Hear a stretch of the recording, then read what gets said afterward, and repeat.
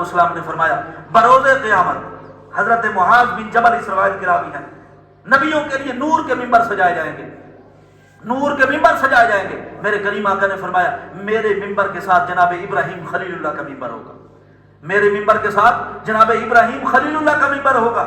تو نبی پاک صلی اللہ علیہ وسلم نے فرمایا ابراہیم کے ممبر کے درمیان اور میرے ممبر کے درمیان ایک نور کی کرسی سجائی جائے گی۔ پھر میرے کریم آقا نے فرمایا میرا ممبر تمام نبیوں کے ممبروں سے اونچا ہوگا، یہ میرے نبی کی شان ہے،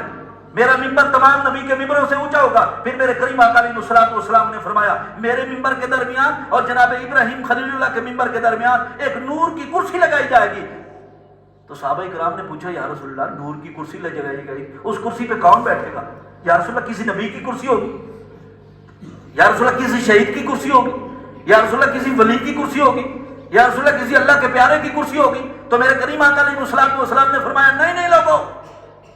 میرے ممبر کے درمیان اور خلیل کے ممبر کے درمیان جو نور کی کرسی لگائی جائے گی تو سامعین محترم ہر کوئی حیران ہو جائے گا، بھئی نبیوں کے لیے نور کے ممبر سجائے گئے اور امام الانبیاء کے ممبر کے درمیان اور خلیل اللہ کے ممبر کے درمیان ایک نور کی کرسی لگائی گئی ہے، پتہ نہیں اس کرسی پہ کون بیٹھے گا؟ سامعین محترم میرے کریم آقا نے فرمایا نبیوں کو حکم ہوگا اپنے اپنے ممبروں پہ بیٹھ جاؤ، سارے نبی اپنے ممبروں پہ جلوہ افروز ہوں گے۔ تو سامعین محترم اچانک حکم ہوگا جو حبیب اور خلیل کے ممبر کے درمیان جو نور کی کرسی سجائی گئی ہے آج ابو بکر صدیق کو لے آؤ، اس کرسی پہ بٹھا دو اور میرے نبی کو یہ خوشخبری سنا دو، یا رسول اللہ یا رسول اللہ یا رسول اللہ یہ آپ کے لیے خوشخبری آئی ہے۔ اللہ نے فرمایا میرے نبی کو خوشخبری سنا دو، اے میرے پیارے نبی جو غار میں تو نے دعا مانگی تھی میں نے آپ کی وہ دعا قبول کر لی ہے، آج تیرے یار کو خلیل اور حبیب کے درمیان بٹھا دیا ہے،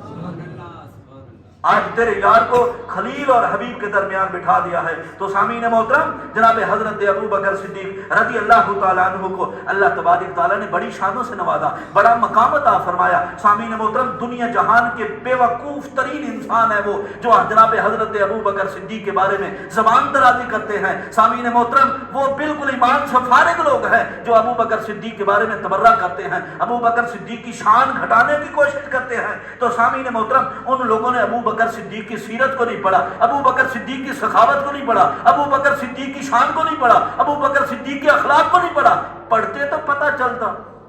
انہوں نے پڑھا ہی نہیں ابو بکر صدیق کی زندگی کو، ابو بکر صدیق کتنی شانوں کا مالک تھا۔